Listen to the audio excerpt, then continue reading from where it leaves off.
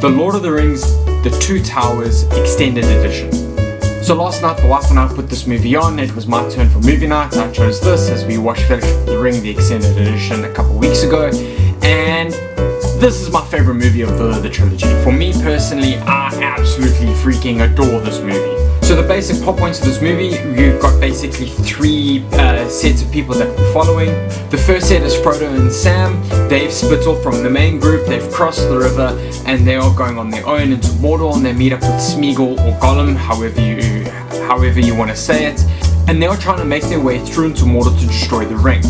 Gollum or Smeagol says that he will help them get there. What we see is Frodo dealing with the fact that the ring is getting more power the closer it gets to Mordor, and we see how the group dynamic in that aspect is dealt with. Then there is Merry and Pippin, who have been kidnapped by the Uruk-hai who attacked the group at the end of the first movie. Essentially with Merry and Pippin, it's them trying to make their way back to their friends.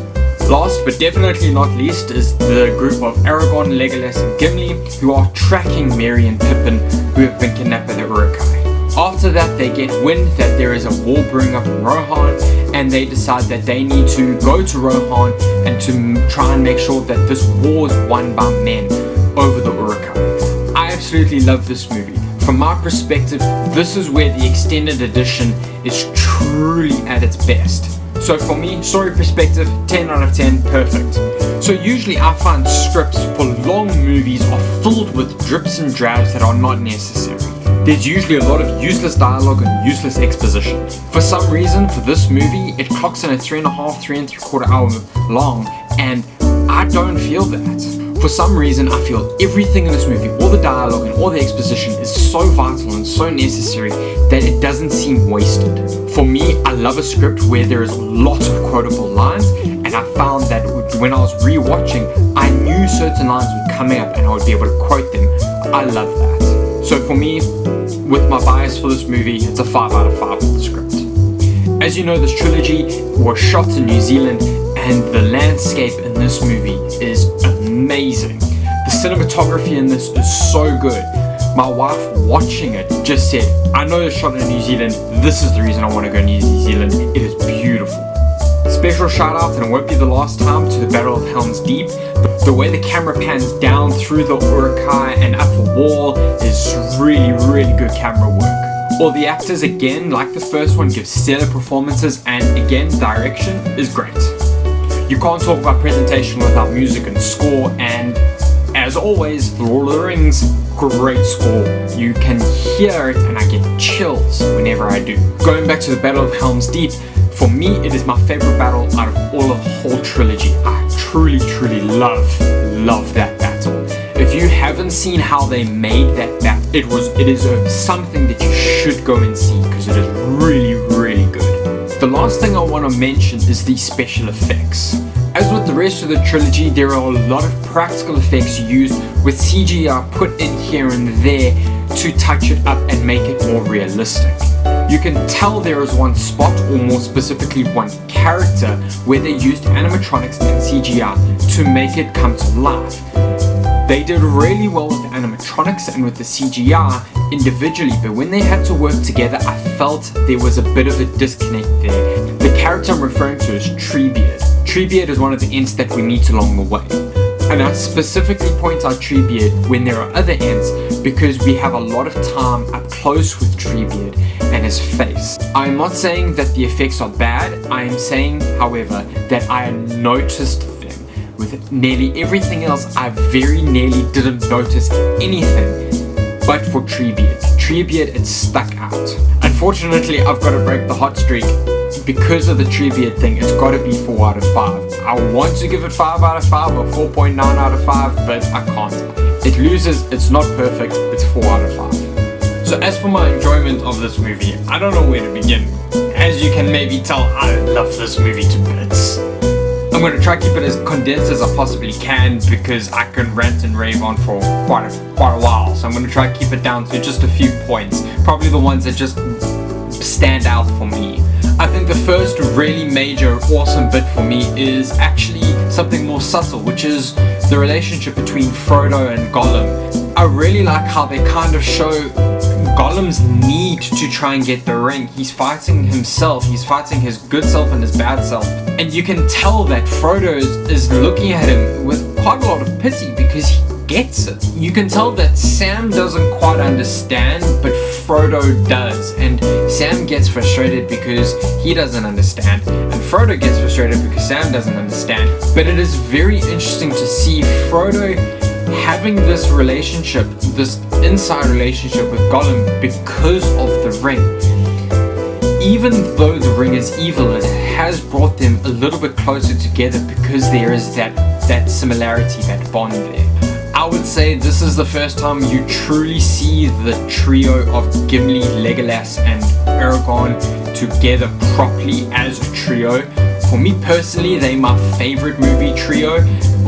Off the top of my head that I can remember, there's only one other trio that might challenge them, and that's Neo, Trinity and Morpheus from The Matrix. Other than that, I love these guys. I really love these guys together. I think their bond that they form is really cool.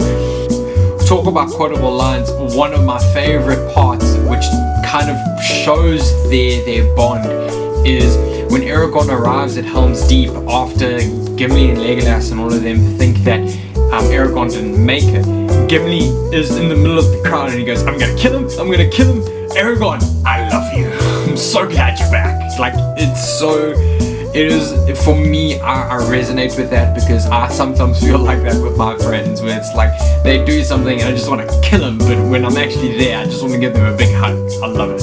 So for me, the most boring aspect of the movie is actually Merry and Pippin and their time with Treebeard and the Ents. It's not that I don't enjoy it, it's just my least favorite.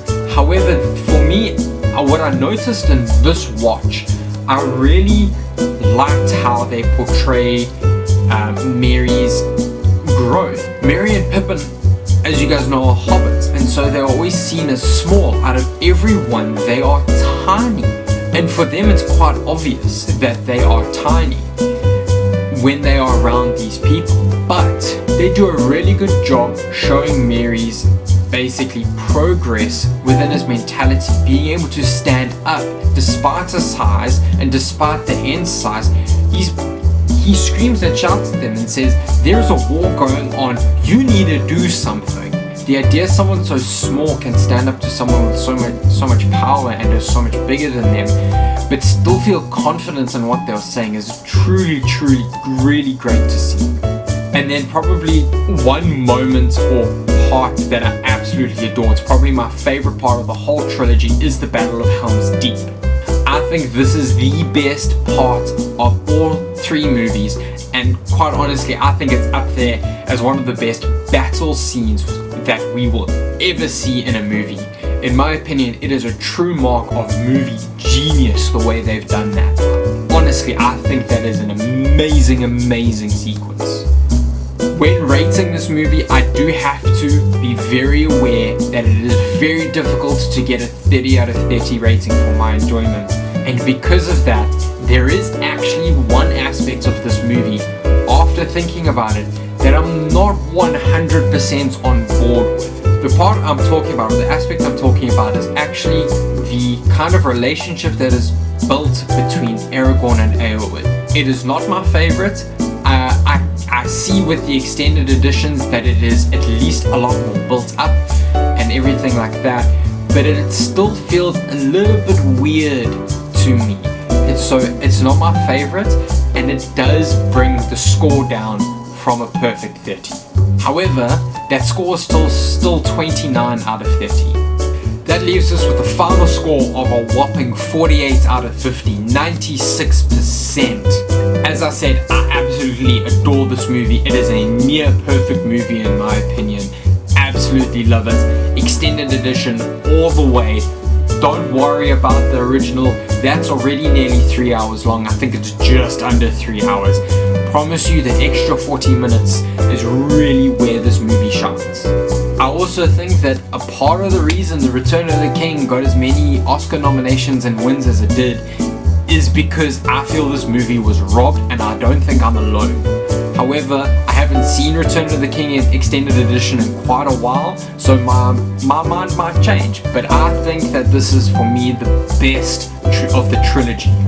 Anyway guys, that's my review for Lord of the Rings The Two Towers Extended Edition. Let me know what you think down in the comments. Hit that like button if you like this video, and let me know if you want to see anything more. I will be doing Return of the King very soon, probably within the next 2 weeks or so when it's my turn for movie nights again. Alright, cheers guys, have a good one.